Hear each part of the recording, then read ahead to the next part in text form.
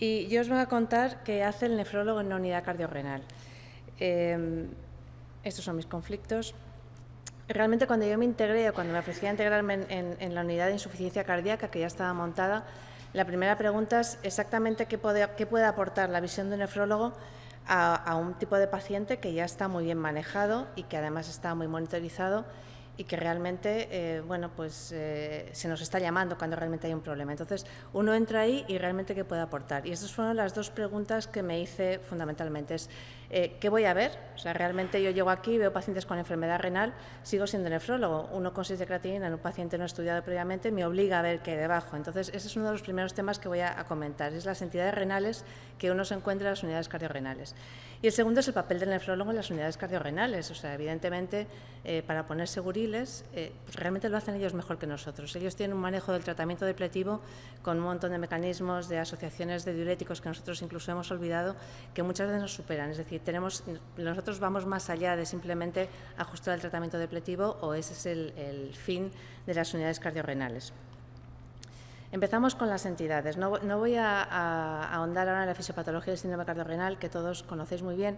Simplemente quiero recordar que la fisiopatología se basa en la activación de dos ejes. Uno es el eje sistema renin-angiotensina-aldosterona, que todos conocéis y que es el que clásicamente hemos interpretado como se activa en un sistema de hipovolemia bajo gasto. Riñón hipoperfundido, riñón que entiende la señal y aquí falta volemia, eje sistema renin-angiotensina que se estimula, ¿no?, por distintos mecanismos, a veces adecuadamente, porque existe realmente una situación de bajo gasto o de hipovolemia, a veces por patología cardiovascular estructurada que interpreta esta alarma de forma errónea. Pero luego existe también una activación del sistema neurohormonal, que yo creo que la teníamos como más olvidada desde el punto de vista de la nefrología y cuyo punto de partida fundamental es la congestión del territorio vascular, por supuesto, pero también la congestión renal. Y esto quizás ha dado una vuelta a cómo interpretamos la enfermedad renal o el deterioro de función renal en el paciente con insuficiencia cardíaca.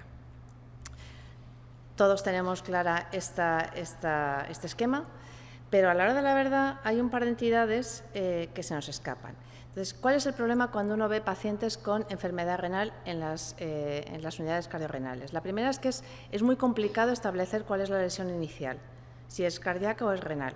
¿Nos da igual? Pues a veces sí, pero a veces es importante saber si un paciente que tenemos, un paciente crónico renal, o realmente es un paciente que a base de tener insultos o AQIs, ¿no?, fracaso renal agudo secundarios a episodios de insuficiencia cardíaca, ha acabado desarrollando enfermedad renal.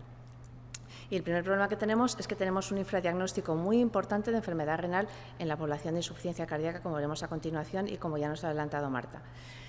El siguiente problema que tenemos es que tenemos entidades muy específicas de la insuficiencia cardíaca que nosotros no estábamos acostumbrados a manejar, o por lo menos no teníamos tan presentes como ahora, ¿no?, que son fundamentalmente la nefropatía congestiva y este worsening of renal function, que he dejado sin traducir a propósito porque en la literatura se expresa así para enfrentarlo al fracaso renal agudo o al AQI clásico. Y luego la siguiente es que no toda elevación de creatinina en un paciente cardiorrenal es un síndrome cardiorrenal. El paciente que llega a un episodio de insuficiencia cardíaca y que debuta con insuficiencia cardíaca se va de alta, va a la unidad cardiorrenal y debajo de esa creatinina de 1,6 puede haber más cosas. Bueno, el infradiagnóstico de la enfermedad renal. Yo soy muy fan del blind spot de Alberto Ortiz, lo vuelvo a sacar aquí. Realmente Marta ha hablado del porcentaje de pacientes que tienen filtrados por debajo de 60 en la población de insuficiencia cardíaca, pero ¿cuántos tienen albuminuria hecha? O sea, realmente, y la albuminuria es un marcador que es varía mucho a lo largo de la historia de insuficiencia cardíaca. El paciente, cuando está congestivo hiperfiltra, tiene episodios de aumento de albuminuria muy importantes y a veces desaparece, a veces permanece. Quiero decir que la albuminuria es un marcador que sigue fallando y ojo que son pacientes hospitalizados. Tenemos que hacer labor de evangelización los nefrólogos siempre para pedir albuminurias, ¿vale? Que tenemos marcador, la albuminuria es un marcador tardío, lo acabamos de ver, pero si ni siquiera usamos malamente, ¿no? Pero el siguiente problema que tenemos es que la creatinina y el CK-DPI es un mal marcador de filtrado real en el paciente con insuficiencia cardíaca, y de esto hay multitud de estudios.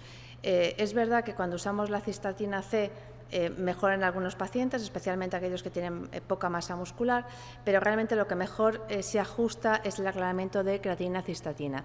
Y bueno, mejor se ajusta, pero realmente si veis las gráficas tampoco es que sea una diferencia brutal. O sea, al final el porcentaje de pacientes que se salen del espectro verde de bien ajustados sigue siendo importante. Es decir, no tenemos un marcador bueno de filtrado glomerular en los pacientes con insuficiencia cardíaca y esto es un problema.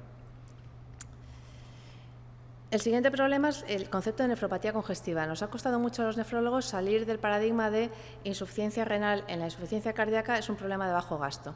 El paciente tiene una presión de perfusión renal baja, lo que hace falta es quitar IECAS o ARA2, ahora sabemos que ya no, y sobre todo ajustar el tratamiento diurético. Y esto no es verdad, la nefropatía congestiva es una entidad que se describe ya, pues creo que por principios de 1900 en el modelo animal y que además se encuentra en humanos, en el ser humano, en multitud de trabajos desde hace un montón de tiempo. Se sabe que un aumento de la presión venosa en la vena renal condiciona una caída de filtrado prácticamente proporcional. Sin embargo, nos ha costado mucho llevar esto a la clínica.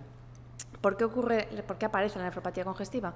Pues porque el aumento de la presión en la vena renal se traduce en una caída de filtrado que activa exactamente todos los mecanismos idénticos a lo que ocurre cuando hay una situación de hipovolemia o hipoperfusión renal de otro tipo.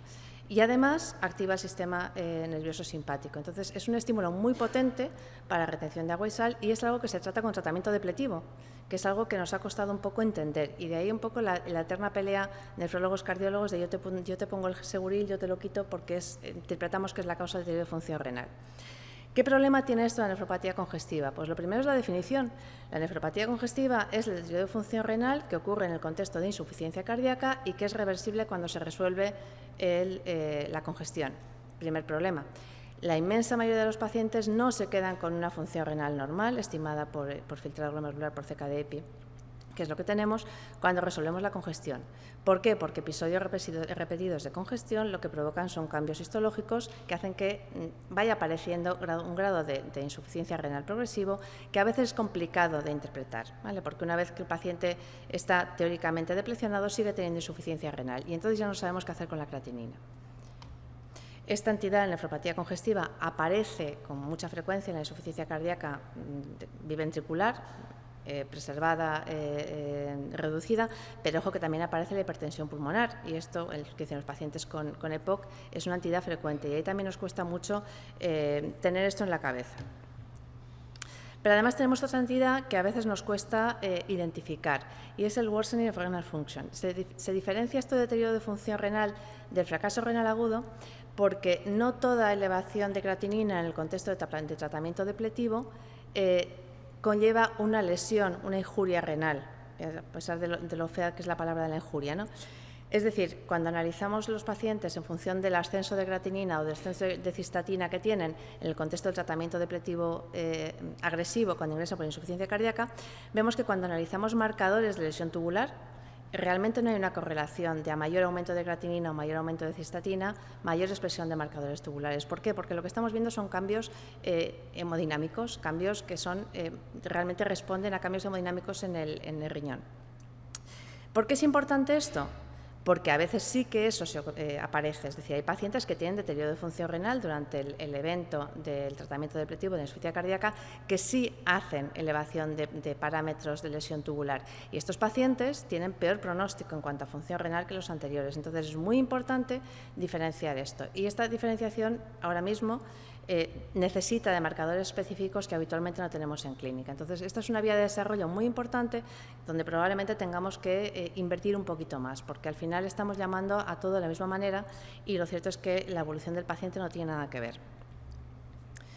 Pero ¿qué es lo que llevamos nosotros visto en nuestra unidad? Nosotros empezamos en febrero, la diálisis peritoneal lleva acogiendo pacientes con insuficiencia cardíaca desde hace un montón de años, pero la estructura de la unidad cardiorrenal, tal y como la ha contado Marta, empezó en febrero de este año.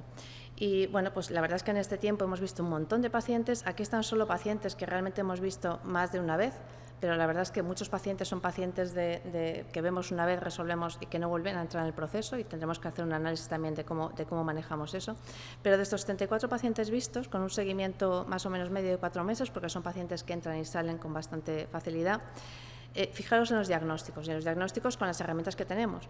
Síndrome cardiorrenal puro, donde hemos tenido claro que había un deterioro agudo de la función renal o de la función cardíaca, fundamentalmente la función renal, porque la mayor parte de las entidades son insuficiencias cardíacas que se van de alta. Ese diagnóstico lo tenemos en un poco más de una tercera parte de los pacientes. Casi la mitad de los pacientes tenían ya enfermedad renal de base, es decir, uno tira para atrás en la historia y se ve que el paciente lleva con deterioro de función renal estimado por creatininas, porque ya os digo que albuminuras hay muy pocas, mucho tiempo antes del debut de insuficiencia cardíaca, ¿vale? Con lo cual, gran parte de los pacientes que estamos viendo son enfermedad renal crónica que nunca había sido remitida a nefrología y que nos la encontramos después del primer episodio o de insuficiencia cardíaca, digamos, manejada crónicamente en la unidad cardiorrenal, y en ese momento no se remitida. Entonces, tenemos un porcentaje muy alto de enfermedad renal que acaba haciendo insuficiencia cardíaca y que es entonces cuando nos la encontramos. Pero ojo, este 11%. Y aquí volvemos a que no todo paciente con creatinina elevada e insuficiencia cardíaca es un síndrome cardiorrenal. Entonces, cuando uno se pone a hacer el workup de los pacientes como si fuera la primera vez que le ves en la consulta, pues uno revisa cómo están las tensiones, revisa el manejo de los sodios en orina y se encuentra con cosas. Entonces, pues nos hemos encontrado con 3 estenosis de arteria renal en este año. Y 2 de ellos al menos fue el debut de la insuficiencia cardíaca, es decir, pues eso está escrito en todos los libros, que la estenosis de arteria renal es una causa de insuficiencia cardíaca, pero a la hora de la verdad, cuando el paciente ingresa y es un paciente anciano con mucha comorbilidad, pues no todo el mundo a todo el mundo le hacemos un ecodoppler, ¿no?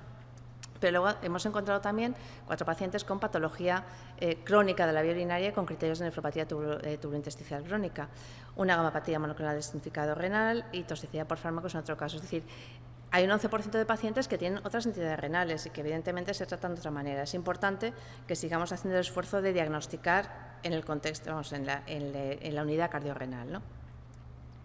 ¿Y qué hace el nefrólogo con el paciente? ¿Qué podemos aportar nosotros? Bueno, pues aquí hay un poco, es el corto, medio y largo plazo. En el corto plazo es optimizar tratamiento depletivo. ¿Ahí en qué podemos ayudar nosotros? Pues lo cierto es que cuando te pones a revisar no hay cosa con menos evidencia y con más longevidad de uso que los diuréticos. En ningún sitio hay evidencia de cómo hay que tratar la insuficiencia cardíaca con diuréticos. En todas las guías de insuficiencia cardíaca es recomendación de experto, lo cual te vale para usarlo como mejor se te dé, porque realmente la verdad es que poco puedes ir ahí a optimizar. Sí que es verdad que es muy importante intentar un poco de protocolizar, hacer ensayos clínicos como tiene ahora un FISMARTA, porque realmente ahí cualquier cosa que establezcamos realmente va a ser de utilidad. Lo más importante es tratar de buscar las herramientas adecuadas para ajustar el tratamiento depletivo. Acabamos de ver el eco, pero hay algunas más. Y la tercera es cómo manejamos la resistencia a diuréticos. Ausencia de evidencia. No solo hay ausencia de evidencia en qué hacemos con el tratamiento depletivo, pero tampoco hay ninguna evidencia en cuándo usar técnicas de depuración extrarrenal para manejar la congestión y cuándo usar diuréticos. Aquí vale todo. Os he traído pues los ensayos clínicos más importantes que comparan tratamiento depletivo agresivo intravenoso con técnicas de depuración continua. Realmente los resultados son siempre de no significación, con lo cual aquí tampoco podemos establecer qué es lo que hay que hacer. Hay que individualizar y probablemente adecuarse a la situación en la que uno está. No es lo mismo el paciente ingresado que el paciente ambulante, pero poco más. Pero sí que nosotros usamos una herramienta que a las unidades cardiorrenales yo creo que la estamos llevando nosotros, que es la bioimpedancia. La bioimpedancia, estamos muy acostumbrados a manejar la volemia de los pacientes en diálisis con bioimpedancia y puede ser muy útil cuando se maneja en el paciente con insuficiencia cardíaca. Ya que hay 2 tipos de uso. En el paciente en terapias continuas, a veces la bioimpedancia ayuda mucho a interpretar las caídas de tensión como algo que uno tiene que bajar la extracción o que realmente uno debe aguantar porque lo que está es viendo un refilling, ¿no? Entonces, este es un estudio muy bonito donde analizan la caída de presión arterial, van viendo las diferencias en los análisis de bioimpedancia de los pacientes y ven que realmente cuando uno se guía por bioimpedancia ajusta mucho mejor el volumen de extracción y consigue que el paciente acabe eubolémico con más facilidad. Pero también se puede monitorizar la respuesta al tratamiento diurético. Y esto es una serie muy interesante que os describiré a continuación, donde ven, ajustando un poco a BNP en este caso y a bioimpedancia, cómo consiguen que los pacientes que ingresan en estas curvas de distribución de volemia acaben en su mayoría metidos en el centro, es decir, en el rango de euvolemia. La bioimpedancia por sí sola sabemos que no es una gran herramienta porque tiene muchísima variabilidad entre pacientes. Realmente es más eficaz cuando uno la hace en el mismo paciente de forma consecutiva. Bueno, pues en el uso de la insuficiencia cardíaca esto también se está utilizando de esta manera y se está utilizando la bioimpedancia acompañada habitualmente de marcadores como son el BNP-proBNP. El BNP es una herramienta que usamos muchísimo, nosotros, el NT-proBNP, otros utilizan el CA125. Al final son marcadores que cuando uno usa de forma consecutiva el mismo paciente ayudan mucho a saber dónde estás. Y además pueden estratificar bastante el riesgo. En este estudio que analizan la respuesta a tratamiento diurético, se dan cuenta que cuando el paciente necesita un tratamiento diurético agresivo, para normalizar ProBNP, la mortalidad y la frecuencia de reingreso por insuficiencia cardíaca aumenta mucho. Es decir, que nos cueste normalizar los marcadores sanguíneos es importante a la hora de definir el riesgo de nuestros pacientes. Pero, por supuesto, lo que se utiliza sí o sí en las unidades cardiorrenales, como ha contado Marta y como nos ha contado Yale, es la eco. La ecografía, en cualquiera de sus aplicaciones, pero fundamentalmente en la estimación de la volemia, es fundamental para ajustar al paciente y para compararlo consigo mismo a lo largo del proceso. Y la verdad es que es algo donde los nefrólogos tenemos que entrar. También es verdad que cuando uno está con los cardiólogos manejan esto, bueno, pues digamos que con mucha facilidad. Quizás lo importante no es quién lo haga, lo importante es tener la información y usarla adecuadamente. Bien, ¿y qué pasa con la resistencia a diuréticos? ¿Qué pasa cuando el paciente deja de ser sensible al tratamiento del pletivo? La primera pregunta es ¿qué es la resistencia a diuréticos? Y esto es una pregunta que no tiene una respuesta fácil, porque la definición yo tampoco la he sido capaz de encontrarla. Hablan de dosis suprafarmacológicas de diuréticos, que puede ser más de 80 miligramos de furosemida, que cuando uno lo piense, bueno, pues 80 miligramos de furosemida es una cosa muy normalita. O necesidad de asociar varios diuréticos para conseguir una respuesta diurética adecuada. La verdad es que los pacientes con insuficiencia cardíaca, digamos que en un porcentaje altísimo, desarrollan resistencia a diuréticos. ¿Por qué? Pues porque fundamentalmente el propio uso de diuréticos de ASA condiciona que la respuesta al diurético cada vez sea menor. La dieta hiposódica también limita la respuesta del tratamiento diurético. Y además los cambios, digamos, el desarrollo de enfermedad renal en sí mismo es ya una causa de disminución de la respuesta al diurético. Y además hay un escape aldosterónico que todos conocemos, de tal manera que es raro el paciente que con un solo diurético es capaz de manejar de forma crónica su estado de volemia y que no necesita asociar algún diurético distal. Bueno, ¿y qué hacemos realmente cuando aparece resistencia? Bueno, ¿qué hace el nefrólogo en cuanto al tratamiento a medio plazo? ¿Qué hacemos con la cardio y la nefroprotección? La cardioprotección lo tiene más fácil. Los cardiólogos tienen fármacos que han cambiado el pronóstico de su insuficiencia cardíaca, tanto reducida sobre todo, pero preservada también, con bastante más evidencia que nosotros. ¿Qué nos pasa a nosotros? Que tenemos bastante evidencia en qué hacer con el paciente diabético. Tenemos drogas bastante potentes, no solo en nefroprotección, sino también en cardioprotección. Y eso que hablamos de cardioprotección en todos los resultados de ISGLT2 o de agonistas de receptor GLP-1, estamos hablando también de la cardioprotección del paciente con insuficiencia cardíaca que vemos en la unidad cardiorrenal. Sin embargo, en el paciente no diabético no tenemos tantas armas. Solo nos podemos enganchar al paciente que tiene insuficiencia cardíaca con fracción de eyección reducida, en los ARNIs, por supuesto, en los ISGLT2 y ahora los preservada en algún subtipo de ISGLT2. Pero realmente todavía no tenemos evidencia de qué pasa con la insuficiencia renal no albuminúrica, que tiene una insuficiencia cardíaca con fracción de eyección preservada y donde, por ejemplo, no tolere empagliflozina. No tenemos más armas, ¿no?, aparte de los clásicos IECAS o ARA2, con lo cual estamos bastante cortos de herramientas para proteger el riñón de nuestros pacientes con insuficiencia cardíaca. Pero además, ¿qué hace el nefrólogo en cuanto al tratamiento? Bueno, optimizamos efectivamente los fármacos básicos de la insuficiencia cardíaca, como veremos a continuación, optimizamos nuestro tratamiento de control de glicada, de ajuste de tensión, pero ojo que el paciente con enfermedad renal crónica también tiene anemia, la anemia de la enfermedad renal crónica. Y es especialmente frecuente en la insuficiencia cardíaca porque la propia insuficiencia cardíaca ya provoca resistencia a EPO. Y además existe el problema del hierro. La ferropenia es extremadamente frecuente y además los pacientes con insuficiencia cardíaca e insuficiencia renal tienen mayor frecuencia de desarrollo de ferropenia. Bueno, está claro que tenemos que ajustar las cifras de saturación de transferrina por encima del 20%, con hierro a ser posible de alta eficacia intravenoso. Y tenemos que usar EPO, pero la verdad es que no tenemos indicaciones específicas de qué hacer, de cuál es el target de hemoglobina cuando uno usa agentes estimuladores de la eritropoiesis en la insuficiencia cardíaca. Entonces, asumimos que son los genéricos, pero realmente esto es algo que habría que revisar, porque probablemente el riesgo tromboembólico o la necesidad de oxígeno tisular en estos pacientes a lo mejor hace que el target sea completamente distinto, y eso es un campo de desarrollo importante. Y el hiperpara, porque claro, la enfermedad renal crónica también asocia hiperpara, pero es que además la insuficiencia cardíaca por la generación de hiperaldosteronismo también tiene además otra vía de estimulación de la PTH.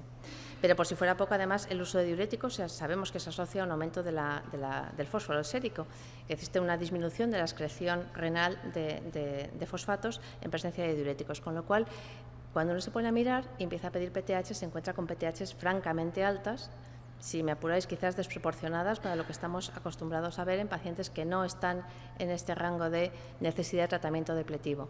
Y la verdad es que tampoco hay nada claro con cómo tratar a estos pacientes. Hacemos lo que sabemos, reflexionamos de vitamina D cuando los niveles están bajos, utilizamos paricalcitriol y calcimiméticos cuando las circunstancias lo aconsejan, pero realmente estamos absolutamente carentes de evidencia en hasta dónde tenemos que tratar a estos pacientes y en qué PTH debemos meterles. Nuevo campo para desarrollar. Y el tratamiento renal sustitutivo, es decir, cuando llegamos a la resistencia diurética, ¿qué hacemos con el paciente? ¿Por dónde tiramos? Nuevamente no tenemos ningún tipo de evidencia. Lo cierto es que cuando el paciente está ingresado solemos utilizar técnicas de depuración extrarrenal cuando realmente la necesidad es imperiosa, pero en el paciente que vemos en la unidad cardiorrenal lo que intentamos es preparar al paciente. Y aquí hay que tener claro que nos encontramos dos tipos de pacientes. Como veíais, la mitad de los pacientes son pacientes con enfermedad renal que evoluciona durante los episodios de insuficiencia cardíaca y que realmente son pacientes que llegan a una consulta de ERCA especializada porque tiene sus peculiaridades, pero son pacientes crónicos nuestros. No tiene nada que ver este paciente con el paciente que realmente necesita empezar DP porque no responde a diuréticos y necesita tratamiento depletivo, pero se maneja con unas cifras de filtrado que le permitirían tranquilamente estar sin tratamiento dialítico. Y luego la tercera cosa que hay que tener en cuenta es que la ADP es la técnica de elección, sí, porque son pacientes que muchas veces están con una hemodinámica muy compleja, con tensiones que hacen que plantear una hemodiálisis sea un reto. Pero realmente hay experiencia de pocos casos, donde a veces estos pacientes, cuando la técnica les falla y tienen que entrar en diálisis, luego la toleran bien. Y hay experiencias también de pacientes que no pueden entrar en DP, por lo que sea, se les hace una sesión heroica de diálisis, de hemodiálisis y toleran bien. Es decir, nuevamente nos da mucho miedo porque sabemos que son diálisis muy complejas, pero a la hora de la verdad a lo mejor estamos no dando la oportunidad de un tratamiento que a lo mejor es más fácil en algunos casos, simplemente por nuestros apriorismos con la hipotensión y la tolerancia a la hemodiálisis convencional. ¿Cuál es nuestra experiencia? Bueno, pues lo que hemos hecho en estos meses fundamentalmente es tratar de que todos los pacientes que podían estuvieran optimizados en su tratamiento cardio-nefroprotector.